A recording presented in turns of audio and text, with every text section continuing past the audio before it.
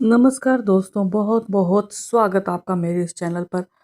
मित्रों, हम अक्सर अपने बचपन को याद करते हैं और किशोरावस्था को याद करते हैं कि जुड़े रहते हैं हम अक्सर उन यादों से जो लिपटी पड़ी रहती हैं मन की सुनहरी डिबिया में, वक्त बेवक्त, जिन्हें हम देखते हैं खोलकर, छूते हैं, चूमते हैं, खो जाते हैं उस उस खो चुके समय में।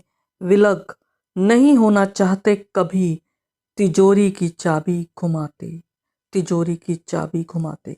जी दोस्तों, हम अपने बचपन से किशोरावस्था से विलग नहीं होना चाहते और ये यादें रह रहकर हमारे आंचल में आ सिमटती हैं, हमारे मन के किसी कोने में ठहर जाती हैं और आंखों से कभी कभी बह भी निकलती हैं। जी दोस्तों, आज पुस्तक समीक्षा कार्यक्रम में लाई हूँ नई पुस्तक। इसका नाम है उम्र की बिसरी गली। ये कहानी संग्रह है, आप देख सकते हैं, और इसकी रचयिता है कमल कपूर जी। ये एक सुपरिचित हस्ताक्षर है, किसी परिचय के मोहताज नहीं है। मैं परिचय देना चाहूंगी पुस्तक के बारे में। हार्ड बाउंड में 2024 में प्रकाशित हुई है। अयन प्रकाशन दिल्ली से आई है। पृष्ठ 152, मूल्य 425 रुपये। और परिचय कमल जी के बारे में। कोटा राजस्थान में जन्मी, फरीदाबाद निवासी, नारी अभिव्यक्ति मंच पहचान की संस्थापक अध्यक्ष। इनके 2 उपन्यास, 11 कहानी संग्रह, 4 लघु कथा संग्रह, 8 काव्य, 1 बाल गीत, 1 स्मृति ग्रंथ प्रकाशित हो चुका है। इन्होंने पत्रिकाओं का संपादन भी किया है। अनेक सम्मान मिल चुके हैं। हरियाणा साहित्य अकादमी द्वारा सर्वश्रेष्ठ महिला साहित्यकार सम्मान मिल चुका है। इनकी कृतियां सम्मानित हुई हैं और इनकी कृतियों पर पीएचडी एमफिल हो चुका है। यह पुस्तक इन्होंने समर्पित की है वाग देवी गुरु दीदी माँ चित्रा मुदगिल जी को।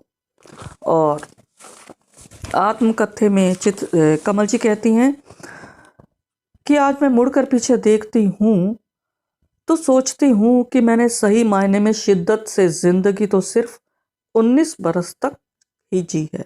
उससे आगे के तमाम बरस तो बस जैसे तैसे गुजारे भर हैं। तो दोस्तों, ये भी अपने किशोरावस्था को याद करती हैं, युवावस्था को याद करती हैं। और कथानक जो है इस कहानी संग्रह के सभी इसी वय के हैं।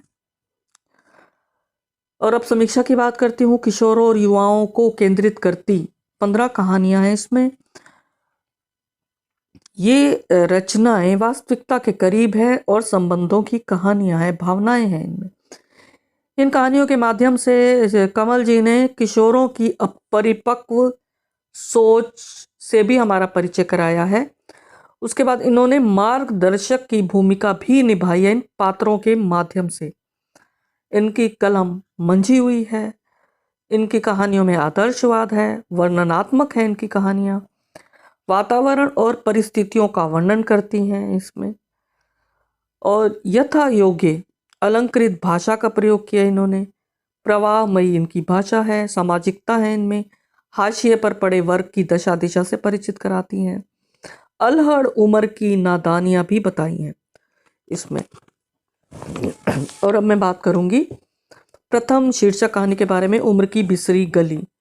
चौथी पुत्री आस्था अपनी किशोरावस्था में गुड़िया लेना चाह रही थी, लेकिन नहीं मिल पाई उसे। उसके बाद उसने चोरी की और डर डर के मारे गड्ढे में दबा दी, लेकिन माँ ने पकड़ लिया। उसको बीती बात याद आ जाती है आस्था को, जब वह स्वयं माँ बनती हैं और उनकी पुत्री उनसे अपनी पसंदीदा गुड़िया मांगती हैं। तो दोस्तों, आगे की कहानी आप स्वयं पढ़ेंगे कि आगे वो क्या अपनी पुत्री को का वो जो गुड़िया दिलाती हैं या नहीं दिलाती, ये ज़रूर पढ़ें। उसके बाद आता है उसके हिस्से की धूप। इसमें 12वीं के बाद बेटा बनना चाहता है आर्टिस्ट और पिता बनाना चाहते हैं इंजीनियर। और दद्दू क्या चाहते हैं, दद्दू आकर कैसे सुलझाते हैं, ये आप पढ़िए। बिल्लो की बिटिया कहानी है। बचपन वाले घर में हम उम्र सखी बिल्लो, उसकी कहानी है। उस बिल्लो का बताया है। बिल्लो नादान थी, अनपढ़ थी। वो कहती है कि तुम्हें पढ़ना चाहिए, लेकिन ना पढ़ी। उसके बाद बिल्लो बिल्लो तो परलोक सिधार गई, लेकिन उसकी बिटिया वो पढ़ लिख गई। ऐसे ही अस्त्रा कहानी है। लखनऊ की धानी मरने से पहले मुंबई का समंदर देखना चाहती थी, ये कहानी। खंडित ख्वाब, किशोरावस्था का कच्चा प्रेम गुलाबी ख्वाब तो होता ही है, जो उम्र की पक्की जमीन पर गिरते ही खंड खंड हो जाता है। सोच समझकर जीवन भर का रिश्ता जोड़ना चाहिए मित्रों। और माँ बाप परिपक्व होते हैं, उनकी सोच परिपक्व होती है, तो उनका कहना मानने में मुझे लगता है कोई बुराई नहीं, कोई हर्ज नहीं। ये इसमें बताया है। ऐसी अनमोल कहानी है, बाल मजदूर को गोद ले लेता है मुख्य पात्र, उसके बारे में कहानी है। सतरंगी में भाई बहन के स्नेह की कहानी है। प्रिंस की वापसी कुकुर प्रेम की कहानी है, कुत्ते से प्रेम हो जाता है। सिर्फ एक दिन, ये कहानी इसमें बताया है कि कॉलेज जाने के बाद जो बच्चे होते हैं उनका स्वभाव बदलता है। वे अपने माँ बाप से ज़्यादा अहमियत अपने दोस्तों को देते हैं। दोस्तों, मुझे लगता है कि हम सभी माँ बाप इस अनुभव से गुजरे हैं कि मुझे ऐसा लगता है कि जब हम भी कॉलेज में थे तो हमें भी ऐसा अनुभव होता था। हमें लगता था कि हमारे माँ बाप को क्या पता हमारे ज़माने का। लेकिन जब हम आज माँ बाप बन गए तो हम भी ऐसा महसूस करते हैं कि हमें बहुत कुछ पता है, हमारे बच्चों को कुछ नहीं पता। हाँ, जो बच्चे हैं जब वो कॉलेज पार कर जाते हैं, थोड़े और मैच्योर होते हैं, तब जाकर उन्हें माँ बाप की अहमियत मालूम होती है। तब उन्हें पता चलता है भाई माँ बाप उनके सही कह रहे थे, उनके माँ बाप उनके भले की बात कहते थे। ऐसा क्यों है? क्योंकि माँ बाप को अनुभव ज़्यादा है, वे स्वयं भी इन गलियों से गुजरे हैं। ये कहानी मुझे अच्छी लगी। और एक अब घर चल है, इसमें तलाकशुदा रिनी बांझ नहीं थी। दूसरे विवाह के बाद पति की दोनों बच्चियां नई माँ से जुड़ जाती हैं। रिनी गर्भवती हो जाती है, दोनों बच्चियां ही उन्हें वापस ले आती हैं। ये भी मुझे अच्छी लगी कहानी कि सौतेली माँ हमेशा सौतेली नहीं होती। अब कुसमी खुश है। ये 10th में पढ़ने वाली कुसमी गोने से पहले गर्भवती हो जाती है। पति शादी से इनकार कर देता है। सब तो जो मालकिन होती है वो कहती है DNA टेस्ट कराओ। फिर वो बड़ी मुश्किल से राजी तो नहीं होता, वो मान जाता है उसकी गलती है, वो उसको गोना करने के लिए तैयार हो जाता है, शादी के लिए तैयार हो जाता है। लेकिन कुसमी उसको सबक सिखाना चाहती है और वो मना कर देती है। ये भी अच्छी कहानी लगी।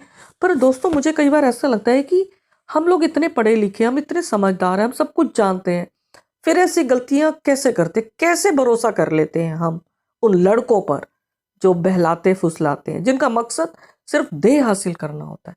मुझे लगता है लड़कियों को ज्यादा समझदार होना चाहिए। अब एक कहानी आती है, कब आओगी चंदा। अधूरी प्रेम कहानी है ये। लड़का लड़की दोनों का नाम राशि है, फैक्ट्री में काम करते हैं। फैक्ट्री में आग लग जाती है और जो लड़का है लड़की को बचाने के लिए अपनी जान भी दे देता है। सपनों से भरे नैना, दिव्यांग नैना जो पैरों से अक्षम है लेकिन हुनर से नहीं। ये बहुत अच्छी एक प्रेरक कहानी है, ये ज़रूर पढ़नी चाहिए। अम्मा मैं बिटिया तेरी, हिंदू मुस्लिम प्रेम है। लड़की घर से भाग जाती है। आप सभी जानते हैं ऐसा होता है कि मेरा वाला तो ऐसा नहीं है, मेरा सोना ऐसा नहीं है, लेकिन सोना ऐसा ही होता है। तो लड़की ट्रेन में घर से भाग के आती है, लेकिन जो पात्र है इसमें, महिला पात्र है, वो उसको समझाती है कि बेटा तुम घर लौट जाओ, ये तुम्हें जो सपनों के ख्वाब दिखाए गए हैं ये स्याह ख्वाब है, ये गुलाबी ख्वाब नहीं है। लड़की समझ जाती है, वापस घर आ जाती है। और मुझे ये कहानी इसलिए अच्छी लगी कि बहकते हैं कदम किशोरावस्था में, खासकर लड़कियां सोचती हैं, विश्वास कर लेती है। वही वाली बात है, मैंने कहा लड़कियां क्यों विश्वास करती हैं, नहीं करना चाहिए। अंतिम कहानी, अपरिचित कॉलेज के प्रेम का मॉल रोड शिमला में मिलना। ये थोड़े मैच्योर प्रेम की कहानी है जो कॉलेज में हुआ। विवाह तो नहीं हो पाया, क्यों नहीं हो पाया अर्चना और अखिल का, ये रहस्य वहीं जाकर खुला जब अखिल उसको सच्चाई बताता है कि तुम्हारे चाचा ने कैसा षड्यंत्र रचा था तुम्हारे खिलाफ। ये अच्छी कहानी है। तो मित्रों, कमल जी ने कच्ची सोच के हाथों में अनुभवों का प्रकाश पुंज थमाया है इन कहानियों के माध्यम से। अयन प्रकाशन से पुस्तक आई है दिल्ली से, आप खरीद सकते हैं और पढ़िए और अपने बच्चों को भी पढ़ाइए। अपने युवाओं को, युवा जो आपके बच्चे हैं उन्हें ज़रूर पढ़ाइए, उनको एक दिशा देंगी। धन्यवाद दोस्तों, फिर मिलेंगे अगली कड़ी के साथ। तब तक मुझे आज्ञा दें। शुक्रिया, धन्यवाद।